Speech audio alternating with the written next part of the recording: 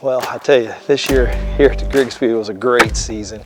The amount of food we have, that's why we can literally say we can grow 300-pound whitetails on the hoof. So we're gonna pick up Jamie. We are having a little bit of fun with him. That's what's called mule deer bug. I ain't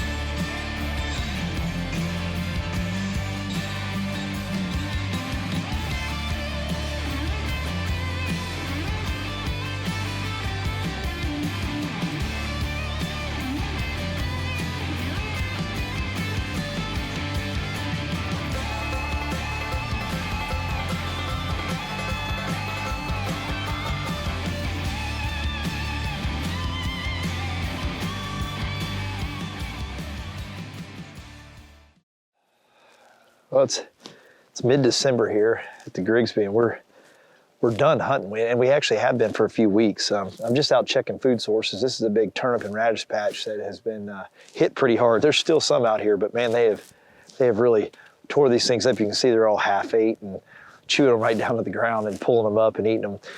Just trying to get a good assessment of how much food we have left to get us through the winter.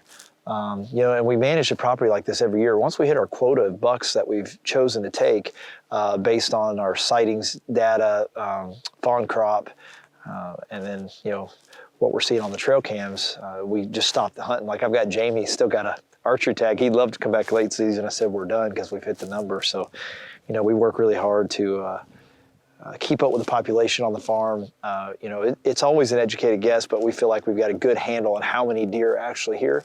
And how we do that is we take the sightings data. Every hunter that comes here fills out a sheet for me every night of what they see. So how many fawns, how many does, how many deer they couldn't identify, how many bucks, and then how many, you know, immature and mature bucks. I take that data, put it all in a spreadsheet, and then I take my trail cam data and take in averages from that. You know, of course, it's hard to tell with a repeat does, but the number of bucks versus the number of doe pictures, and trying to get a good ratio, compare that to the sightings data, and then what we're seeing when we ride around glassing, because this is big open country, and when the deer are on the move, we can actually see a lot of them from, you know, just glassing from the truck. So, you know, we keep a pretty good year-round tally on what we're seeing and what we think is happening. And that's how we come up with our numbers. That's how I decide how many bucks we're going to kill. Like this year, our goal is to kill 22. That was kind of the number. I said, we'll cap it off at 22. If we didn't kill 22, that'd be fine, but we didn't want to go over that. And on this amount of acreage, that's not very many deer. You know, our deer densities are good, but they're not super heavy. There's definitely places in the country where you have a lot higher deer densities than here. But we manage it that way with the amount of food we have. That's why we can literally say we can grow 300-pound whitetails on the hoof, because they've got tons of food for the number of deer that are actually here. I'm going to keep riding around and checking food plots and checking food source, but you know, these turnip and radish patches are definitely getting beat down pretty hard, but I've got a lot of corn and beans left, so I think we're sitting pretty good to carry us through the winter. Well, I tell you, this year here at the Grigsby was a great season. You know, we set our quota of bucks at 22 was kind of our goal, and we actually went one over. We killed 23 bucks, which was just amazing to be able to do it that early in the year. So we've cut off all the hunting now because we've hit our number. You know, we killed some great bucks and some great stories, and as I think back on the season about all the different things that took place and what happened, you know, we killed the biggest buck we've ever killed here at the Grigsby. You know, that buck actually got officially scored, and they're saying green score, you know, was 227. We may never grow one that big again, but that buck was just an absolute giant, world-class whitetail. You know, that's what we're striving for here, and we did it once at least, so that was an amazing deer. And, you know, then we had the mule deer buck who got wounded earlier in the year. We saw him multiple times, and he was struggling a lot as the rut was going on. We would see him, and he'd just be limping, something horrible. Tried to get Jamie on him. Jamie was hunting him in that first shotgun, and we were all over this deer. We knew we were going to get him. He moved down the creek on me a little bit, played a little bit of a prank on Jamie. It was pretty funny. One of our other hunters ended up killing that deer. We just picked up Mike Weddle, great client of ours, known him for years, good friend of Randy's, and you know, my dad and Randy knew him way before I did, but Mike's a good guy. He kills the mule deer buck, and I got Aaron Dusick from True Glow sitting here. He's coming to pick up Jamie with me because we're all buddies with Jamie, but at the same time, Jamie has been hunting the mule deer buck all week. And I think he's gonna be a little disappointed when he gets back to the house and realizes the deer he's been sitting here all morning hunting died a couple hours ago and is no longer on the Grigsby farm. So we're gonna pick up Jamie. We are having a little bit of fun with him. I do feel bad for him a little bit, but Just a little bit. just a little bit. We're not like feeling too bad, but just a little bit. So anyway, we're picking up Jamie. We're gonna head back to the house and we're gonna see if he notices what deer it is when we pull up. We're having a little fun, playing a little prank on Jamie. It's gonna be good. It's gonna be good. All right, we gotta stop because they're filming us as we pull up. Man, I love this new Lyft app. I put in my GPS coordinates and my ride should be here in a few minutes. Pretty impressive out in the middle of nowhere.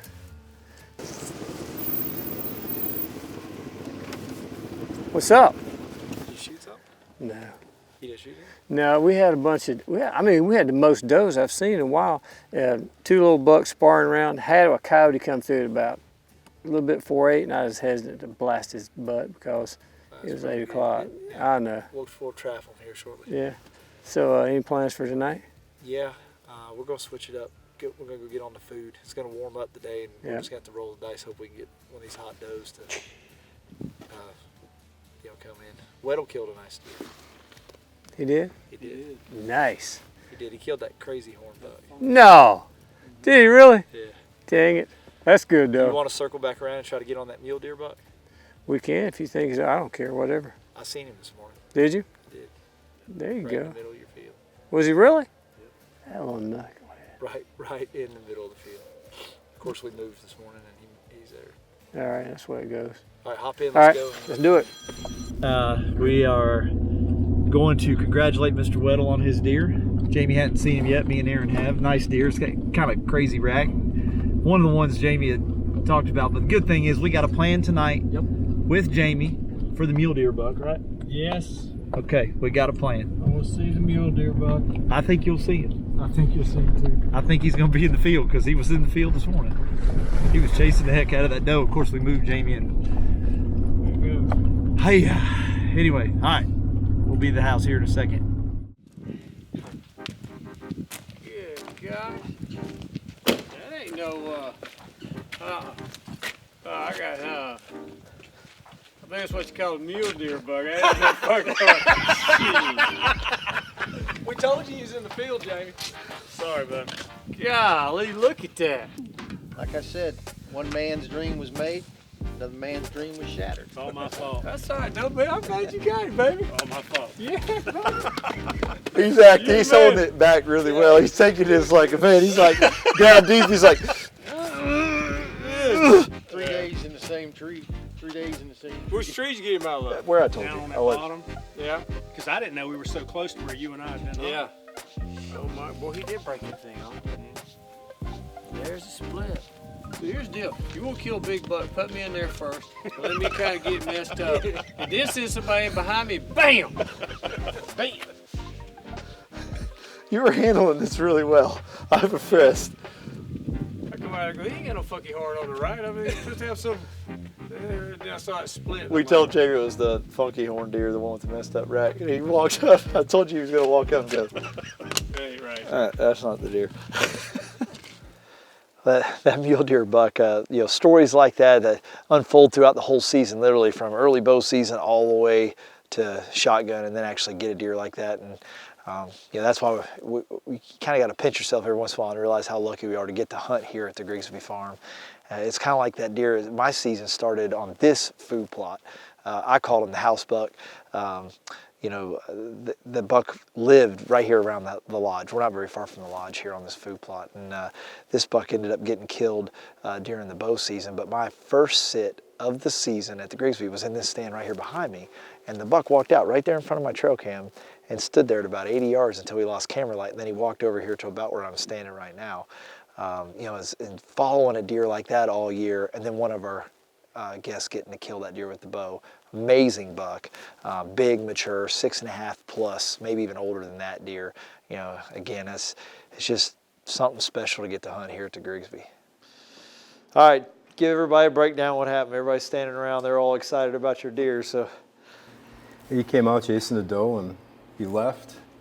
The doe came back. And He was a lot more excited when he called yeah. me. It's worn off a little bit. It's been a long day. But yeah, he came back, he was chasing her, and luckily I didn't spook her.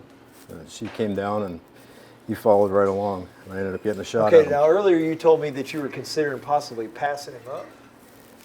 Yeah. Would anybody here like to say anything about that one? First day, 2 hours in the stands, He shot a 190 here last year. Okay. So, yeah, same guy. He's got a horseshoe the size of a truck stuffed up somewhere that most of us wouldn't want a horseshoe, but he's got it. Mm-hmm. He's having pretty good luck with the You think? Yeah. So this deer, I told you earlier, this deer I've got a little vendetta with. So last year during shotgun 1, I was walking out of the stand and a doe jumped up and she was hot and a buck took off after her behind her, and I said, hit him with the rangefinder. I said, man, he's 225 yards. I can kill him. And because I shoot that Savage 220, and I don't miss very often with a gun, but it did happen that day. I shot right underneath his armpit, and this is the buck. He just got bigger, a lot bigger. And we saw him this summer, and I said, man, that's the deer I missed last, because he had that lopsided rack last year. Yeah. And then he was living right here, what we call the house food plot, all summer. And I came back this fall, and the first sit I had, this deer walked up, and he came out in the food plot, and we had light, but then we lost camera light, so we thought he was going to leave, and then he turns and walks right to the tree, and then he's in bow range. So I actually almost killed his deer twice. So he showed me how to do it. Obviously, I wasn't capable of getting it done, but that is a cool deer. So a lot of history with this buck. We run over 100 cameras on this farm, and so we know a lot of the deer and try to keep up with what they're doing, and we work really hard at it. And this is definitely one of the deer that we've kind of got a story with for a couple of years, which makes it kind of cool. So when you get to kill them like that and somebody puts a perfect shot on them, that's as good as it gets. Textbook. Big, giant Grigsby whitetail. Well, this time of year, we're not hunting at all here at the Grigsby, which is really nice for the deer herd, because this is the time of year when they're the most stressed. I mean, everybody's still hunting hard. They're running deer all over the place, putting a lot of pressure on them. They just came off a very long rut. The bucks and does, these bucks have wore themselves down to the point where they've got to start putting some weight back on and getting back on the food and getting healthy. And the same thing with the does, so that they can go into the spring, as they start to carry their fawns and be a healthier deer as well. So this time of year is tough on the deer. It gets super cold. We're going to the coldest time of the year. We've got a ton of food on the farm. There's food all over this place with the cover crops and our food plots and the standing corn and beans we leave. And the fact that we're not in here running around, we're not in here doing anything other than, like today, I'm just checking food sources, riding around. It really gives the deer an opportunity to recover and recover well.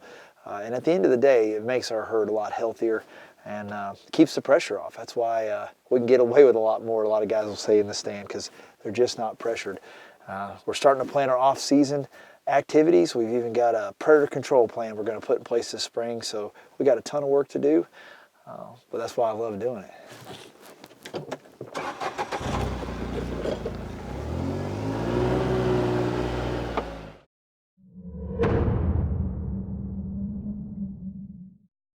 Yeah, we decided to enter the swine industry back in 2014. Our motivation to do so was the desire to have a source of manure, which would act as a fertilizer hedge, but also create economic benefit to our crops. So in 2014, we started construction of 4 large swine barns, 2 located in Menard County and 2 in Cass County.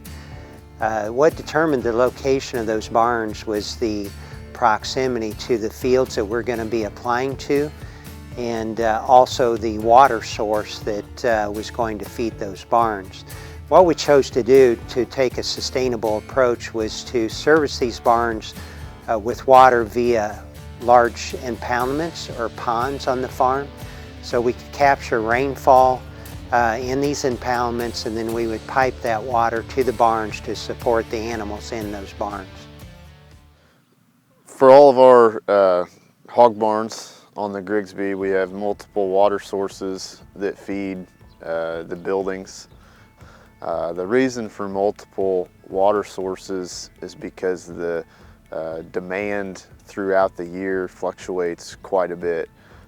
During the winter time, or like December now, the demand for water is not as high as what it would be in the summertime. In the summertime, to keep pigs cool, they're running sprinklers, for their well-being and to keep the pigs cool. So that increases the water demand, especially here on this site.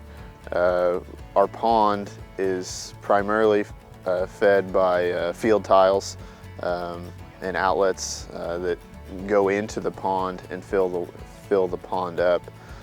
So, essentially we're taking the water that runs downward through the soil profile of the fields that we've drained or subsurface drained, and that water is running to the pond, and we're reusing that water then here on the hog barn site. And that's the same for both our barns here in Menard County and our barns in Cass County.